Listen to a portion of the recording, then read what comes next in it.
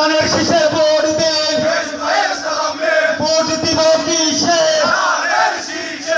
রাউজানে BNP প্রার্থীর সমর্থনে ব্যবসায়ী সমিতির নির্বাচনী প্রচারণা সভা। প্রতিবেদনে ছিলেন মোহাম্মদ শাহজালাল রানা, ক্যামেরায় ছিলেন নুরুল আমিন সুমন। রাউজান ফকিরহাট কাঁচামাল, মৎস্য ও কাপড় ব্যবসায়ী সমিতির উদ্যোগে আসন্ন ত্রয়োদশ জাতীয় সংসদ নির্বাচনে রাউজান সংসদীয় আসনে বিএনপির মনোনীত প্রার্থী আলহাজ গিয়াসউদ্দিন কাদের চৌধুরীর সমর্থনে এক নির্বাচনী প্রচারণা সভা অনুষ্ঠিত হয়েছে। আজ বৃহস্পতিবার 5 ফেব্রুয়ারি বিকেলে ফকিরহাটের সিটি সেন্টারের সম্মুখ প্রাঙ্গণে আয়োজিত এই সভায় প্রধান অতিথির বক্তব্য রাখেন আলহাজ গিয়াসউদ্দিন কাদের চৌধুরীর সহধর্মিণী মিনা পারভিন কাদের চৌধুরী। তিনি বলেন, তো যাই হোক, এগুলো দেখে এসছি, শুনে এসছি। আমাদেরও তো অনেক শেখার আছে। আপনারা যখন বলবেন আমাদেরকে, আমরা জানতে চাইবো, ভিতরে ঢুকতে চাইবো। একটা প্রবলেম হতে পারে, কিন্তু সেটার সমাধান করতে অনেক সুন্দরভাবে, যেটার সমাধান সেটা করতে আমাদেরকেও খুব সততার সাথে যদি আগাই আমরা, তাহলে অনেক প্রসেসের মধ্যে দিয়ে আমাদেরকে সেটা আগাতে হবে। সেটা সরকারের পর্যন্ত যেতে হবে এবং সংসদ সদস্য হয়ে ইনশাল্লাহ উনি যখন আসবেন, তখন প্রথমেই আমি বলে নিই, যেটা আমার চোখে সব থেকে বেশি ধরা পড়েছে, রাউজান এলাকায় রাস্তাঘাটের খুব সমস্যা, এবং রাস্তাঘাটের যোগাযোগ যদি ভালো না থাকে, একে অপরের সাথে হয়ে যায়, আলাদা হয়ে যায়, এবং একে অপরের সমস্যাও জানতে পারে না, সেটা সমাধানও করা যায় না।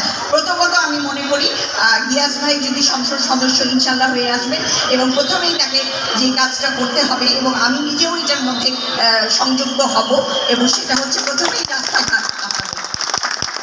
দ্বিতীয়ত আরেকটা জিনিস আমি লক্ষ্য করেছি, অনেক ইন্টেরিয়রে যখন আমি ঢুকলাম, ওয়ার্ড নং 9, 8, 3, 4, 5 বিভিন্ন ওয়ার্ডে একটা হাসপাতাল বলতে মহিলাদের অনেক কষ্টে তারা আছে, এবং একটা উত্তর জেলা যুবদলের সহসভাপতি ও সাবেক ছাত্রনেতা সাবির সুলতান কাজলের সভাপতিত্বে এবং যুবদল নেতা মোহাম্মদ সালাউদ্দিনের সঞ্চালনায় সভায় বিশেষ অতিথি হিসেবে উপস্থিত ছিলেন পৌর বিএনপির সাবেক সভাপতি আবু জাফর চৌধুরী, সাবেক সাধারণ সম্পাদক সৈয়দ মঞ্জুরুল হক মঞ্জু, সাবেক কাউন্সিলর রেজৌর রহিম আজম।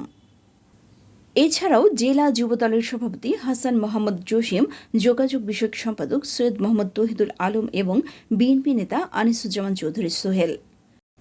এছাড়াও উপস্থিত ছিলেন যুবদল নেতা সাদিক সুলতান পারভেজ, আবু বকর সিদ্দিকী, মোহাম্মদ শাহিদ, ব্যবসায়ী নেতা গিয়াসউদ্দিন, মোহাম্মদ আব্দুর রহিম, মোহাম্মদ বেদার, নিজাম সহ ফকিরহাট বাজারের অন্যান্য ব্যবসায়ীবৃন্দ।